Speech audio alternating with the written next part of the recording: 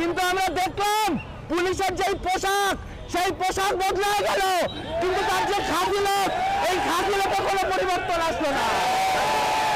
আমাদের মনে হচ্ছে এই মুহূর্তে দাঁড়ায় আপনাদের সাথে সংহতি জানানো গুরুত্বপূর্ণ, আপনাদেরকে এটা মনে করা দেওয়া গুরুত্বপূর্ণ যে আপনারা ভাইবেন না আপনারা একা, আপনাদের লড়াইয়ের সাথে আমরাও আছি এবং শেষ রক্তবিন্দু পর্যন্ত আমরা একসাথে লড়ব।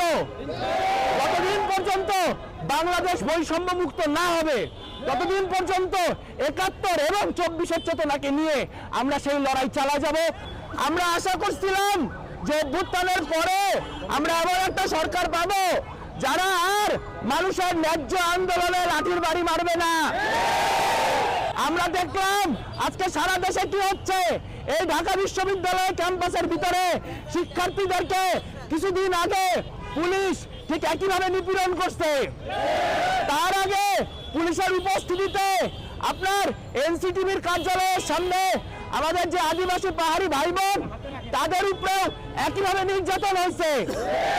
আমরা বলতে চাই, আমরা জানাতে চাই, বাংলাদেশের নানান মতের, নানান বর্ণের, নানান বর্গের লোক আছে, কিন্তু তাদের কারো ন্যায্য দাবি দাওয়াতে আন্দোলনে আর যদি পুলিশ আক্রমণ করে তাহলে গণ অভ্যুত্থানের চেতনায় এই সরকারের বিরুদ্ধে দাঁড়াতেও আমরা দুইবার ভাববো। সেই জায়গা থেকে আমরা ঢাকা বিশ্ববিদ্যালয়ের কিছু শিক্ষার্থী, আমরা নিপীড়ন বিরোধী শিক্ষার্থীবৃন্দের ব্যানার নিয়ে এখানে উপস্থিত হয়েছি।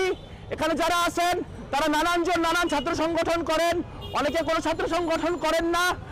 আমরা জানি যে প্রাথমিক মাদ্রাসাগুলি, ইবতদায়ী মাদ্রাসাগুলি, সেগুলোতে বাংলাদেশের একটা বড় অংশ মানুষ পড়াশোনা করে, কিন্তু সেইখানের শিক্ষক হিসেবে আপনাদের বাইচে থাকার যে ন্যূনতম অধিকারটুকু, সেই অধিকারটুকু আজকে আপনাদেরকে দেওয়া হচ্ছে না। গত 16 বছর ধরে আওয়ামী লীগ সরকার শিক্ষকদের বিভিন্ন ন্যায্য আন্দোলনে মূলা ঝুলাইছে। আমরা দেখছি তারা প্রাথমিক শিক্ষকদেরকে ডিগ্রি বা গ্রেড বাড়ায় দেওয়ার কথা বলেও শেষমেশ গ্রেড বাড়ায় দেয় নাই। তারা বারবার নানান রকম ছলচাতুরি করছে। সেইটা আজকে আপনাদের সাথেও গত 16 বছর ধরে হয়ে আসতেছে। আজ আপনারা যখন অভ্যুত্থানের পরবর্তীতে এখানে উপস্থিত হয়ে নিজেদের যে দাবি দাওয়া সেগুলি পেশ করলেন,